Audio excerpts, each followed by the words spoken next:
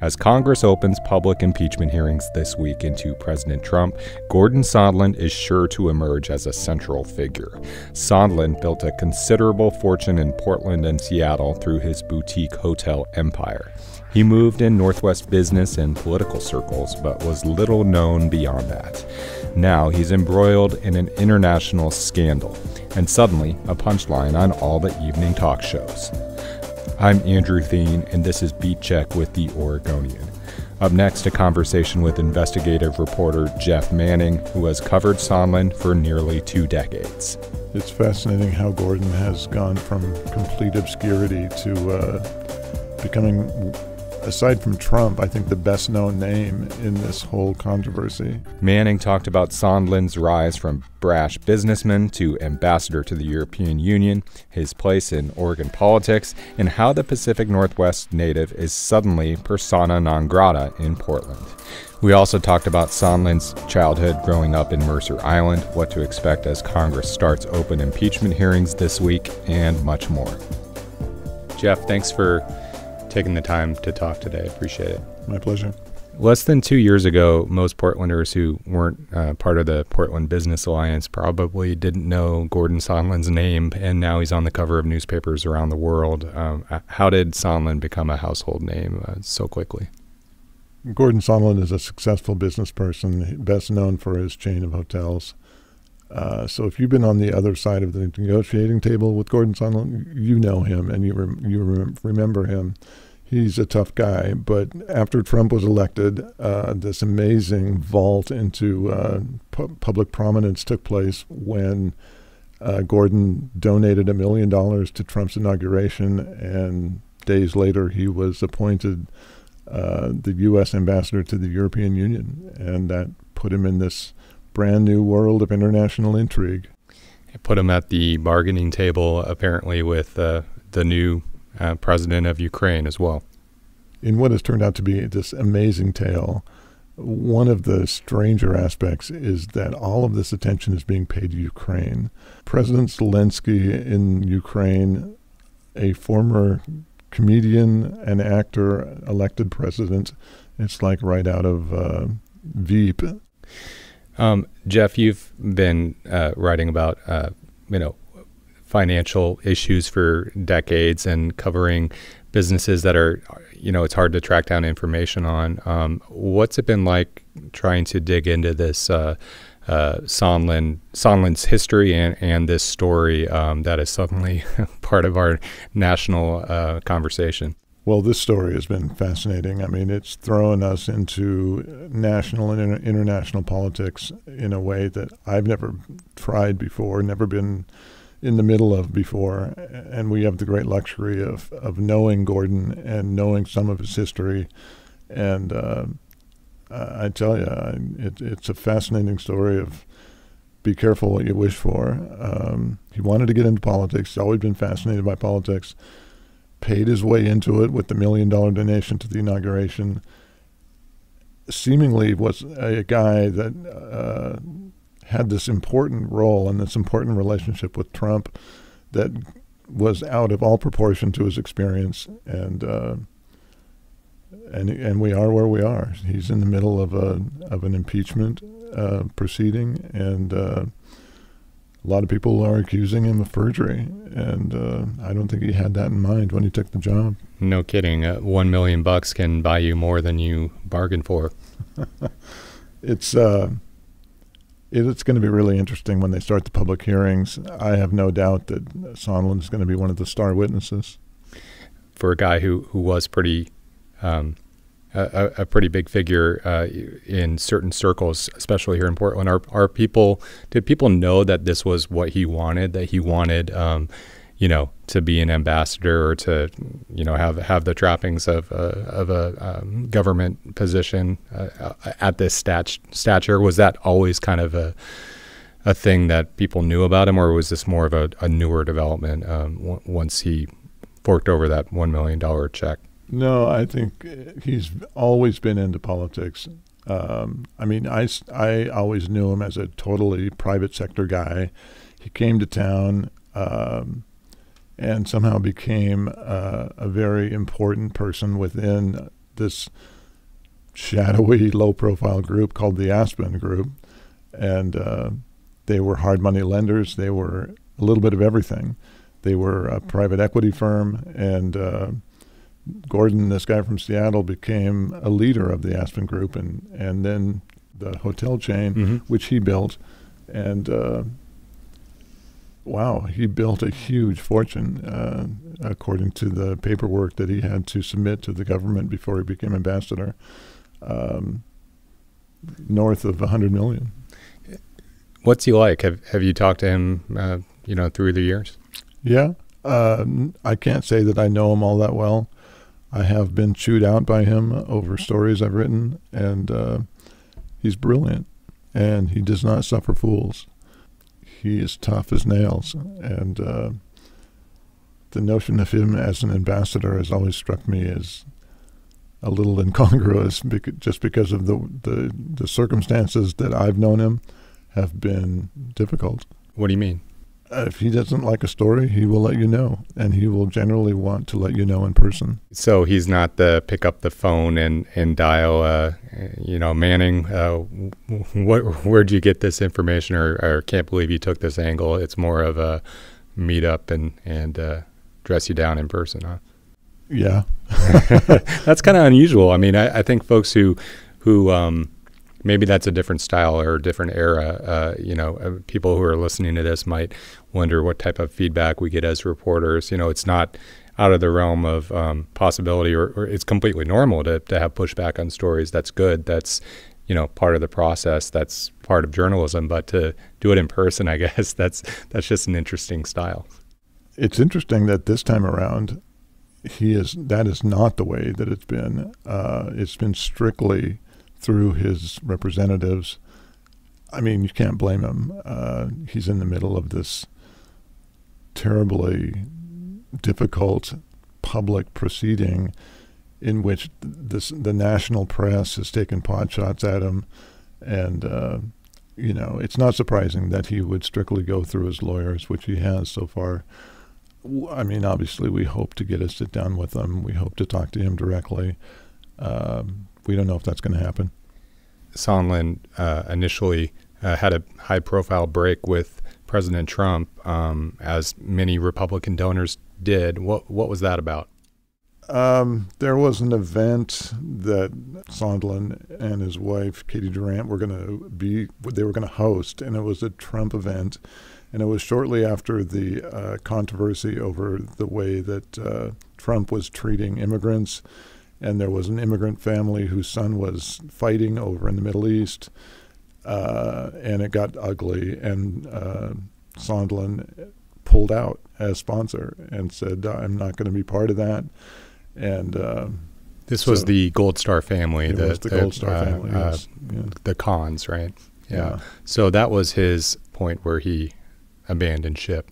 He did, and he had been a big Romney supporter before that, and so it's interesting. It's fascinating now that he became such an integral part of the Trump team. He seemed not to be wanting to be part of that team for some time.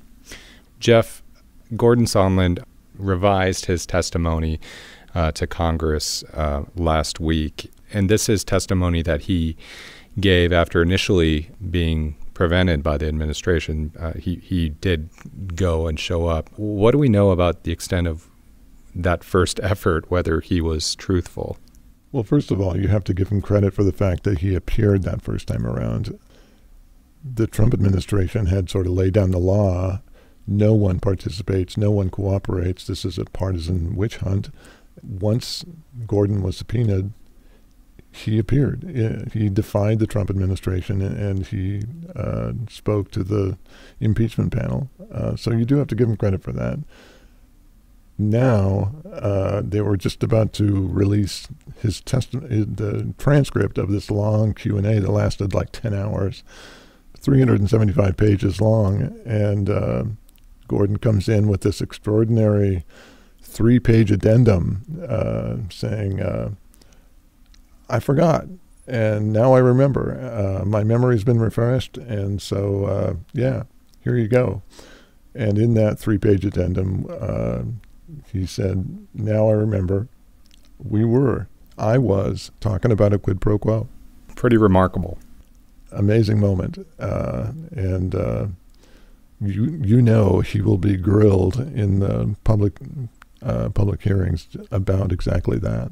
When did Gordon start giving money to politicians? Quite a while ago. He has always been quietly politically active, and he made some interesting bedfellows. He's a staunch Republican, staunch private sector guy, multimillionaire, self-made.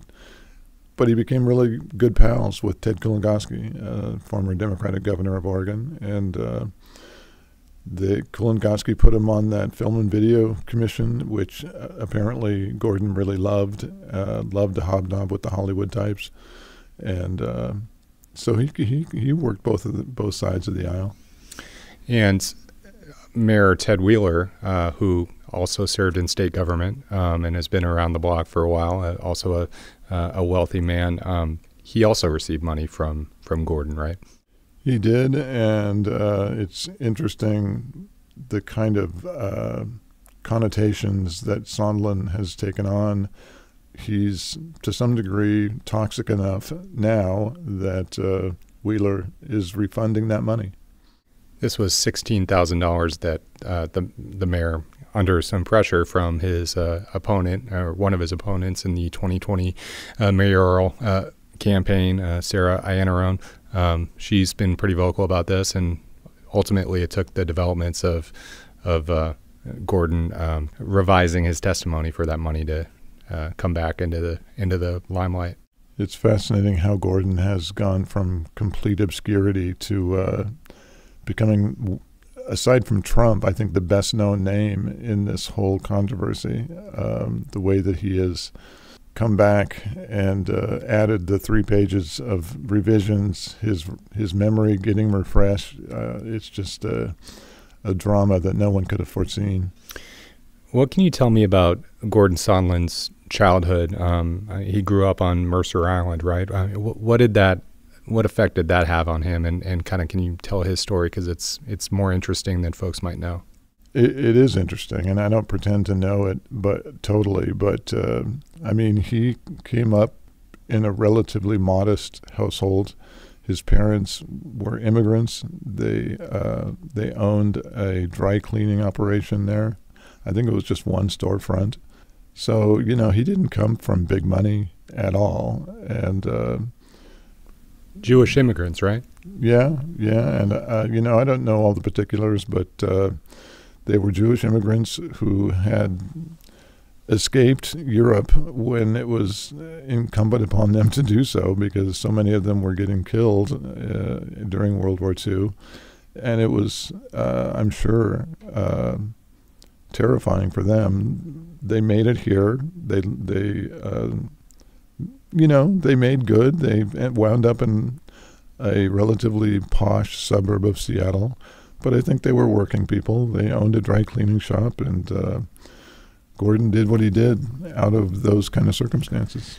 And you mentioned a relatively posh neighborhood. So, I mean, he grew up in, maybe not in wealth, but around wealth.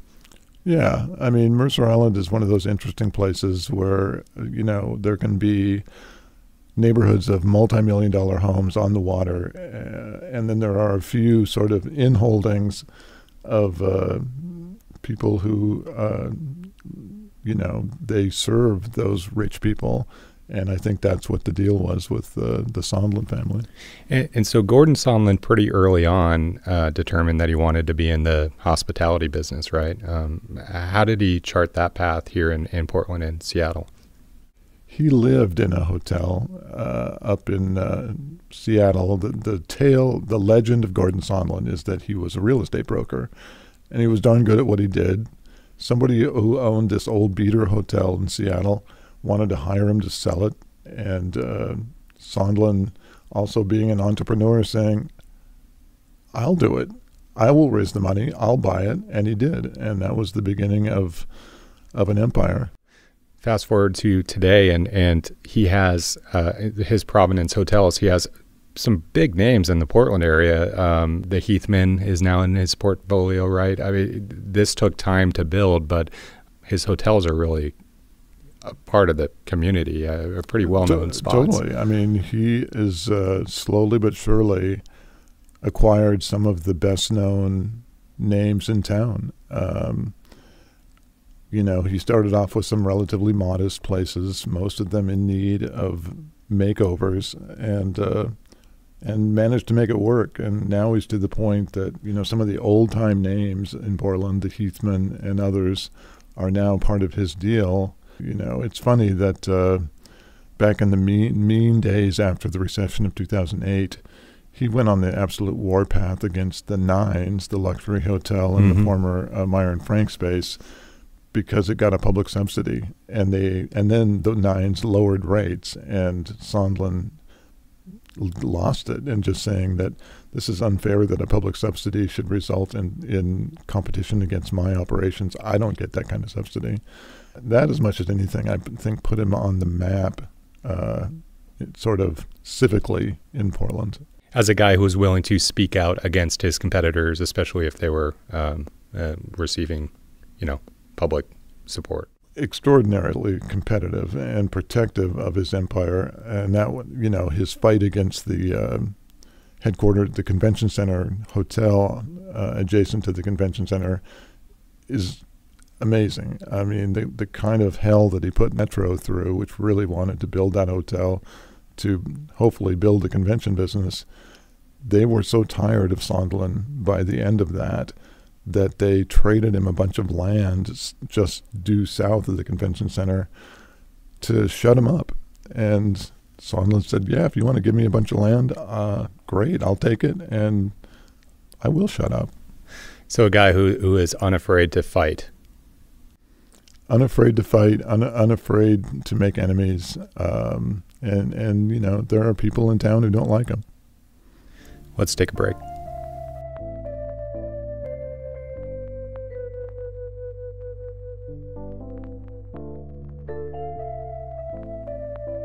So we've talked a lot about Gordon Sondland building this hotel, boutique hotel empire here in the Pacific Northwest. Did he know Trump through kind of that business prior to 2016? Do we know whether he knew Donald Trump? No, we don't.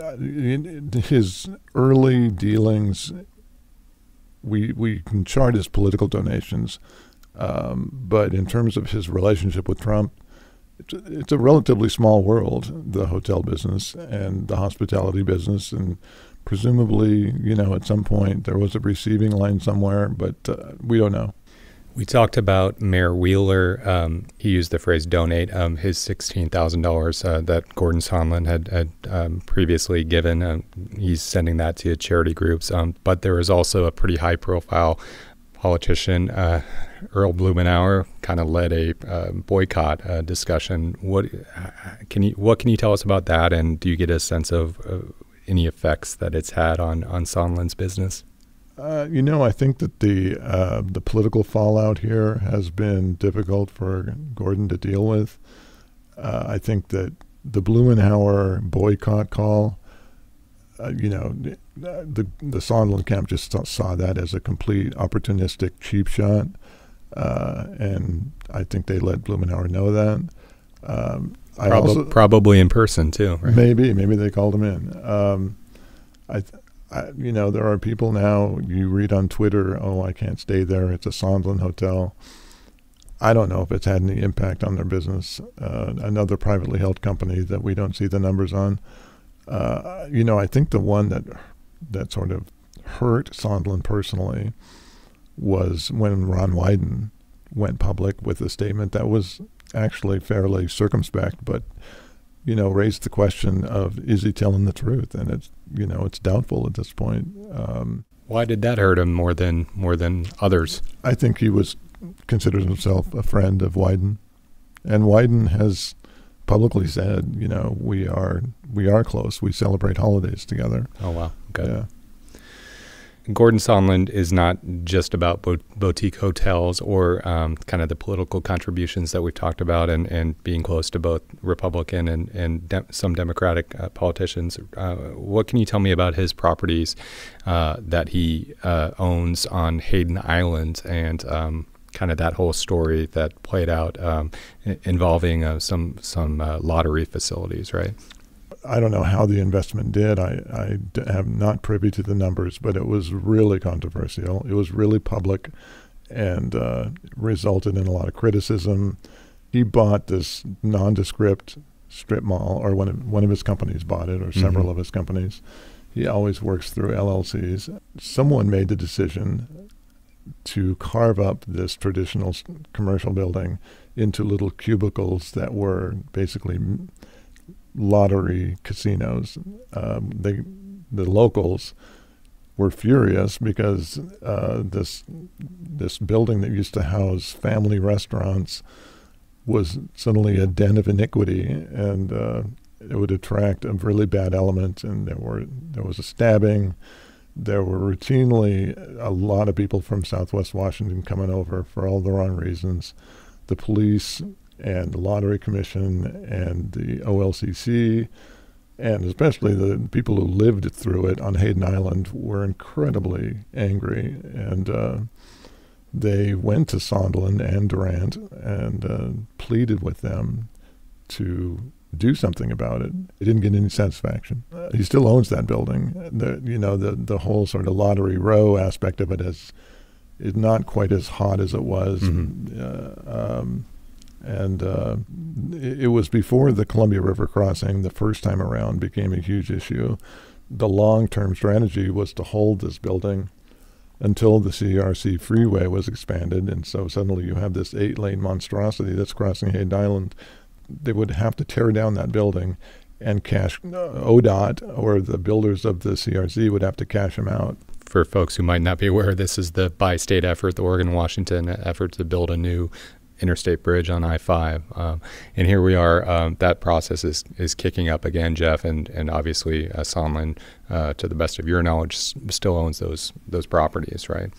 Yes. So there's a situation where if the states get what they say they want again, which is a new bridge, he would feasibly stand to gain. Conceivably, that could be exactly what goes on, yeah. What do you know, Jeff, about, there's lots of social media photos and videos of people confronting Sondland at the airport last week. Do we know why he was back? Is he just coming home? We intend to find out. We'll try to find out, but that is a great question.